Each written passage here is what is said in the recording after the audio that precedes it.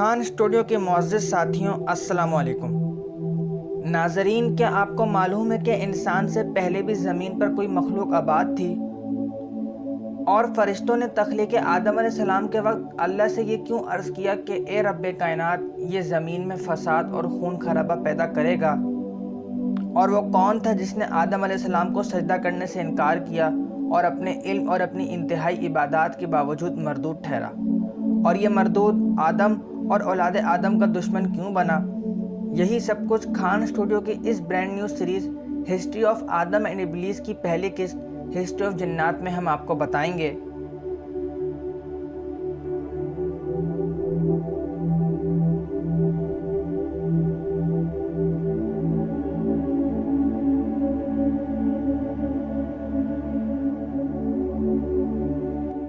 ناظرین اکرام، اللہ رب العزت نے جب انسان کی تخلیق کا فیصلہ کیا تو فرشتوں نے اس موقع پر عرض کی کہ اے رب کائنات، یہ زمین میں فساد اور خون خرابہ پیدا کرے گا، جس پر اللہ تعالیٰ کا ارشاد ہوا کہ جو کچھ میں جانتا ہوں وہ تم نہیں جانتے۔ اس کے بعد جب جناب آدم کے پیکرے خاکی میں روح پھونکی گئی تو تمام آسمانی مخلوق کو حکم ہوا کہ آدم کو سجدہ کرو، جو کہ تمام مخلوق نے حکم کی تعمیل کی، لیکن ابلیس جو جنوں کی نسل میں سے تھا اور اپنی انتہائی عبادت کی وجہ سے اللہ کا مقرب ٹھہر چکا تھا، اس نے اللہ کا یہ حکم ماننے سے انکار کر دیا اور کہا یہ تو مٹی سے بنا ہے جبکہ میری تخلیق تو آگ سے ہوئی ہے، سو میں اس مٹی کے پتلے سے افضل ہوں اور اس کو سجدہ نہیں کروں گا۔ اس کے اس عمل سے یہ رائندہ درگاہ ٹھہرا، مگر اس لعین نے اس وقت بھی اپنے خدا کو یہ چیلنج کرنے کی حماقت کی کہ میں اس کو یعنی انسان کو سیدھے راستے سے بھٹکا دوں گا، جس کے بعد ارشاد ہوا جو میرے بندے ہیں وہ تیرے بہکاوے میں نہیں آئیں گے۔ ناظرین اکرام، تخلیق کائنات سے پہلے صرف اللہ پاک کا نور ہی تھا۔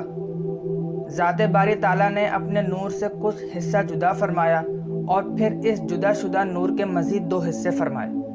ایک حصے میں خالص نور رکھا جبکہ دوسرے حصے میں کثافت کی آمیزش فرمائی۔ پہلے حصے یعنی خالص نور کو ارواح مقدسات، ملائکات، طبقات ارض و سماوات کے لیے مخصوص فرمایا۔ دوسرے حصے یعنی کثافت والے نور کو مزید دو حصوں میں تقسیم فرمایا گیا۔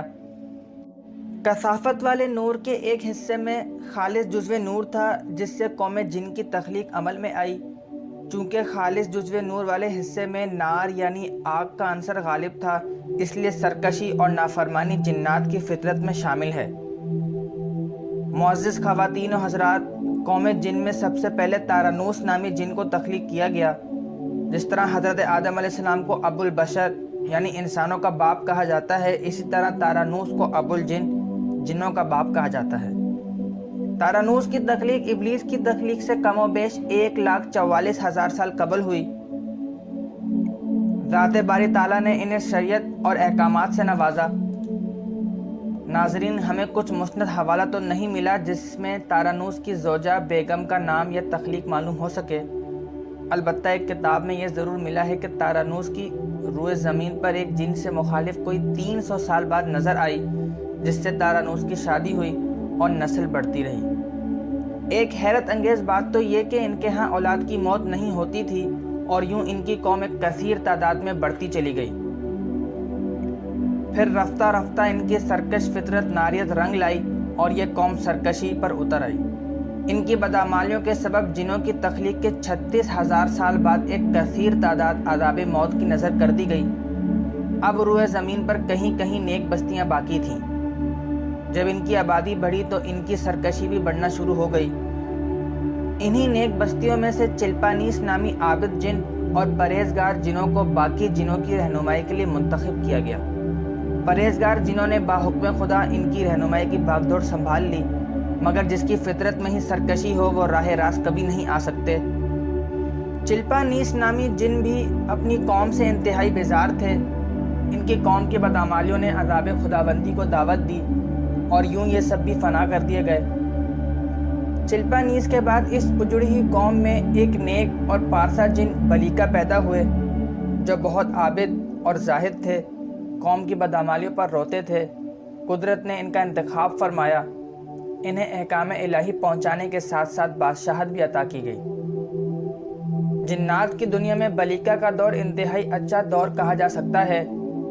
تقریباً 36,000 سال تک بلیکا نے اپنی قوم کی رہنمائی کی، لیکن جب یہ قوم پھر بدعمالیوں کی طرف لوٹی تو عذاب خداوندی نے ان کو تباہ و برباد کر دیا۔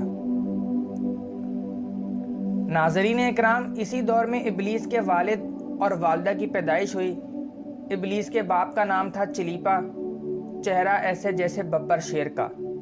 قوم نے انہیں شاشین کا لقب دیا تھا، جس کا مطلب تھا دل دہلا دینے والا۔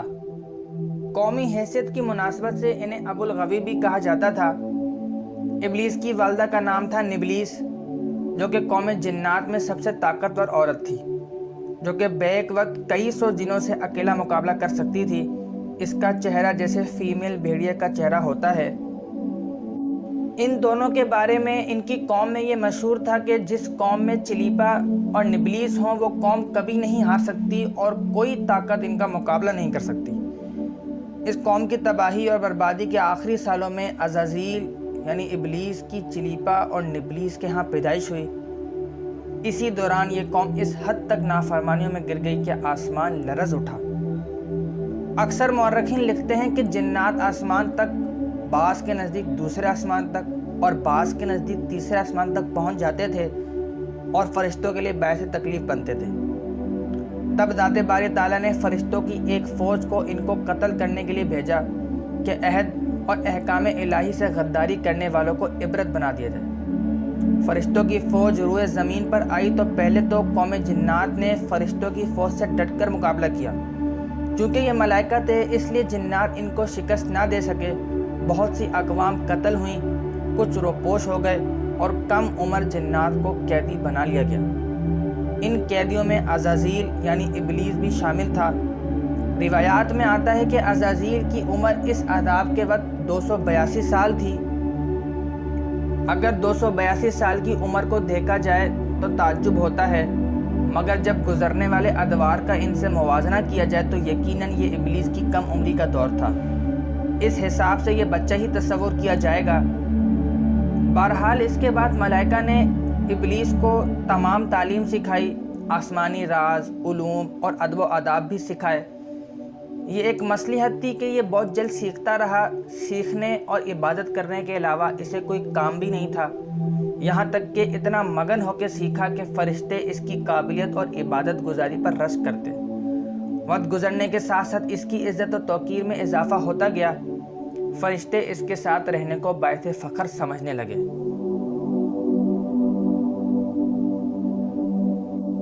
اور ناظرین، کیا آپ کو معلوم ہے کہ ابلیس 7 آسمانوں پر کن ناموں سے مشہور ہوا اور اس نے ایسے کیا کام سر انجام دیے کہ اللہ نے اسے 7 آسمان اور جنت اور دوزخ کی بھاگ دوڑ حوالے کر دی اور فرشتوں کا عالم معلم بنا دیا؟ اور جانیے کہ کیسے ابلیس نے روئے زمین سے برائی کا خاتمہ کیا، اور یہ بھی جانیے کہ وہ کون تھا جس نے زمین کے چپے چپے پر اللہ کی عبادت کی اور اللہ کو سجدے کرتا رہا۔ یہ سب کچھ history of Adam and Iblis کی اگلی قسط میں جانیے۔ تب تک کے لیے اللہ حافظ۔